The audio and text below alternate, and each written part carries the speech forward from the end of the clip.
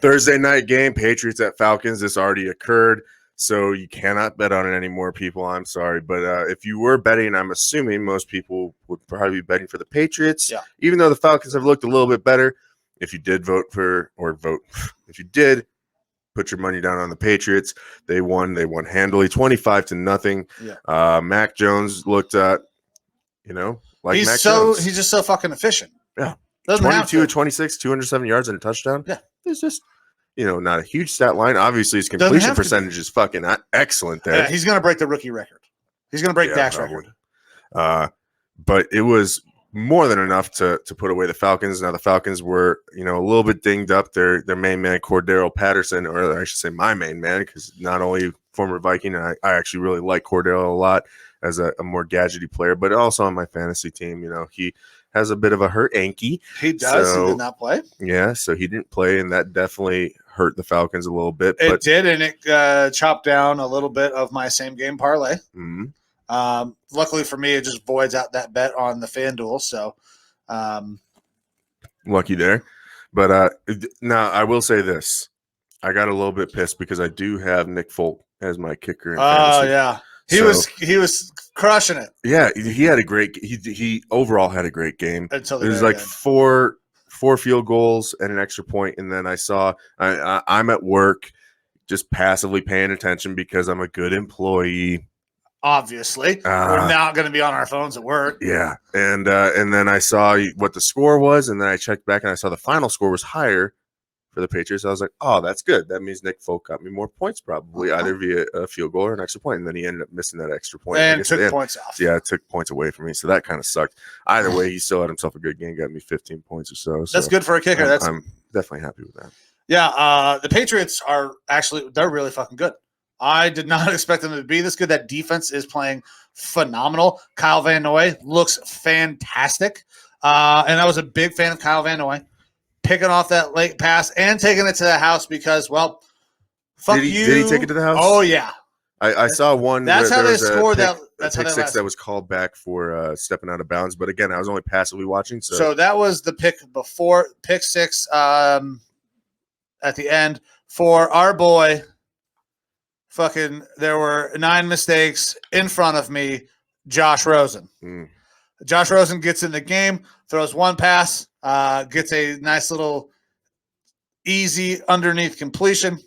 Pass number 2, he misses the open guy, rolls out, has to throw it away. Pick number 3, never fucking sees Van Noy. Looks like he is throwing it to him. Picks it off, takes it to the house for 6. Still good to see that Josh Rosen is as bad as he was when he came into the league. I thought, maybe he was going to sit behind a good veteran guy, Matt Ryan, get better, and we'd have to look at his pompous ass on the field for a while. Look, Josh Rosen he wasn't good coming out. Nope. It was smart of the Cardinals to fucking move on from him quick. I'll give Steve Keim props there. Get rid of him well early on in that first rookie contract because you see what you got. And let's not diddle daddle. Let's fucking move on. Yeah, that takes a lot of balls, and really, you can. That's a fireable offense if you're wrong. Yeah, it's good on the ownership for giving him that sort of a leash. I mean, obviously, Steve Keim has done a good job building very good teams.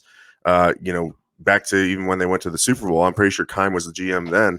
It was one of his first years or something like that with them, I believe. I'm not positive on that. You can fact check me. I don't give a fuck. Fuck your mother. But he has done a very good job of bringing in talent on his team, making them still relevant and exciting. I wasn't excited by the Kyler Murray pick. Obviously, he's working out. He's doing good. Yep. I'm still not a huge Kyler Murray fan, but he is, undeniably doing very good this year. I mean, you can't take anything away from him. Keim's done really good things with that team. Moving on from Rosen, super smart. And now some other teams you can see have dabbled in him, and everyone has seen the same shit. He ain't very good. No, he's terrible. It makes me feel better about the Baker pick. He's better than both guys from California, which I said that I didn't want either one of those. My number one choice would have been Josh Allen. I was good with Baker. I didn't want Lamar because I was worried about the type of offense you'd have to run. But He's in a great system over there in Baltimore. I don't think that Lamar has the same type of success if he comes to Cleveland early on when they get drafted, because our coaches were not willing to change fucking anything to accommodate anybody, and that's why they got fucking fired. I agree. Lamar has a different career path if he ended up going to Cleveland. We wouldn't be seeing these crazy stat lines, or he'd be on a second team. I think so, because it just wouldn't have worked. Now, what John Harbaugh and that organization has done to develop and put things around him. Yeah, maybe he wouldn't be on a second team. I'll walk that one back, just because same year as Baker. I think he probably would have been. This is that decision year. This would have been the decision. They probably year. Don't pick up fifth year option because he's not going to look this good, because the Browns probably don't put the right pieces around him. And I don't know if Stefanski's the coach then, honestly, because he's not the type of coach that is with this type of quarterback. No, at least not historically with his time with the Vikings and the type of offenses that he's run. Correct. It's not something set up for a Lamar type quarterback. So I don't know if maybe they move on Lamar earlier because they want to bring in a Stefanski, which would be the smart move, in my opinion. Yep. But because I love Stefanski, but I don't know if that would have definitely changed the landscape a little bit there in Cleveland. It absolutely would have. But I digress. So I'm happy with the Baker pick. Obviously, we're going to talk about that a little bit more as we go along. There's more and more things coming out in Cleveland. We're right in the middle of playoff hunt. We're 5-5, and it's a goddamn dumpster fire in the media over there. So it's wild. I mean, this reminds me of old Browns, and it fucking pisses me off. But we're not there yet. I'm just very happy that we didn't pick either one of the two assholes from California, because he is definitely better than Darnold. And Rosen might be the worst quarterback still employed in the NFL. Oh, now you're going to make me think. Peterman got released. Peterman was fun. Yeah. All those picks were fucking fun. Man, now you're gonna make me think. Let me sit on and stew for this for a little while. I can probably think of. I don't know. Rosen's pretty fucking bad. He's terrible. All right, you ready to move on? Yeah. That was a good game by the Patriots. Slow, steady Mac Jones, and the rest of the team is starting to actually pick themselves up and build around that situation. Belichick, you can't fault Belichick. He's the GOAT of coaches, and they're slowly getting better, getting hot as the season progresses along, which is, that is how you can build a championship team for sure. Mac Jones is a dude. I was very high on Mac Jones when we did our shows early on. We were doing the draft specials. I was super high on Mac Jones. I actually advocated him going to the 49ers instead of Trey Lance. Yeah. And I think he probably would have been pretty successful there too. I think he probably would have in that Kyle Shanahan offense. But I digress. I was also right about, I'm pretty sure the next guy, the game we're about to talk about, we got Jets Dolphins next, or did you want to go somewhere else first? We can go Jets Dolphins, baby. All right, Jets Dolphins. Jets are going to win this game because Zach Wilson's not going to play in this game. Mike White is. That sounds weird. Is that?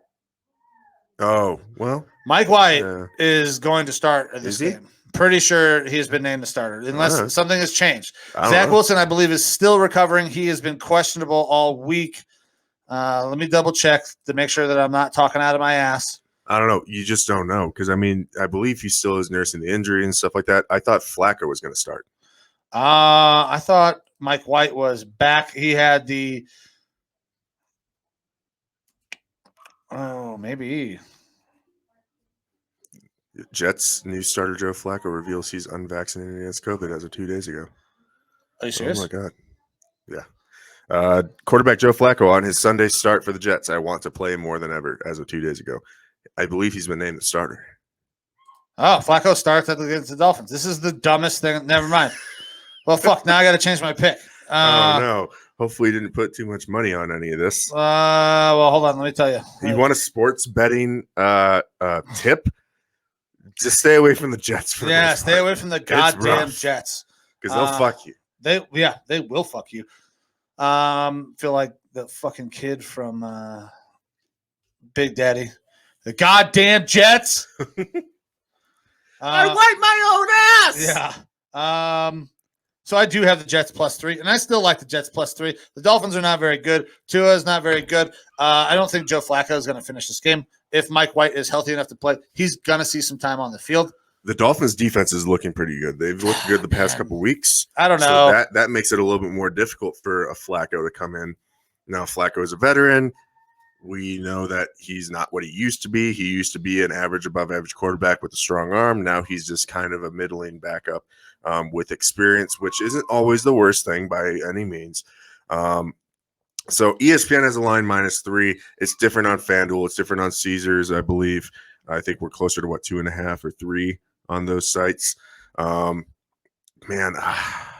It's tough to take the Jets in this one for me, man, just because, again, it's the Jets and it's not the Mike White Jets, who are a little bit more exciting. They get me a little bit more. Mike White is healthy. He is 100% healthy, but they've decided to start Flacco. Now, I don't know what maybe Salah's trying to get fired, or they don't want Mike White to take the shine away from Zach Wilson, because that is a for sure controversy brewing between Mike White and Zach Wilson. Look, the New York, they are a big market. They got to pay attention to that sort of stuff. But realistically, if you want to get this team right, and I think Salah wants to get this team right, he wants to, first head coaching gig, do his fucking best so he can earn himself another contract or more head coaching gigs in the future. I think you got to go with the hot hand. You can't just go with whatever the political spectrum is of like, oh, maybe we shouldn't have Mike White. You're telling me that Flacco's the hot hand over Mike White, though? Well, compared to Zach Wilson? Yeah, I mean, so yeah, that's for sure. But why is Mike White 100% healthy and Joe Flacco starting? Oh man, it's rough. That smells a little fishy to me. Like, why would you fucking?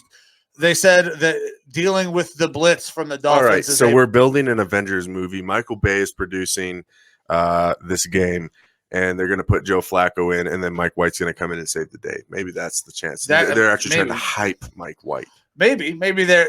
Explosions, fucking Joe Flacco just blows up. Lots of CGI. Yeah. They're going to have fucking airplanes crashing and explosions going on. Mike White comes in second half, leads that team to a comeback victory over the 3-7 Dolphins. And it's a big emotional thing or something. If Mike White gets a chance and plays in this game, the Jets win this game. If he does not see the field, I got the Dolphins. Maybe if you can make a second half bet. That could work. That would be fun. Oh, I might have to look at a second half bet, a little live bet. Yeah. So with the line on ESPN right now, Miami -3.5. Look, I got the Dolphins. The way that their defense has been playing the past couple of weeks, I like them over the Jets. It's tough to vote for the Jets. It's tough to put any stock in the Jets. I like the Mike White stuff just because he's a little bit exciting, but I don't want to get overhyped from his good first week. And then, I mean, last week he looked pretty good till he hurt his fucking forearm. Yeah, but I mean, he was throwing some picks and stuff, right? No, he looked great.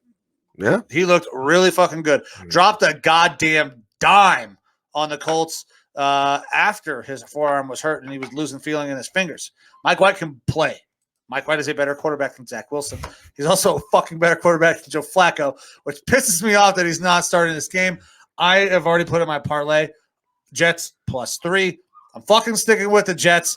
If Mike White doesn't see the field, they're not winning, though, because Joe Flacco's washed. Are you going to be calling for Salah's head if Mike White doesn't play? No. I think Jets fans might be calling for Salah's head if Mike White doesn't play, though. Well, that's just the Jets fans. They're a little bit rambunctious. I like Salah. Listen, if Mike Greenberg goes on fucking Get Up and trashes Salah for starting Flacco, every other Jets fan in the world is going to hop on fucking board, and I can't blame them because I don't know why you're starting Flacco in this game. Yeah. I feel you.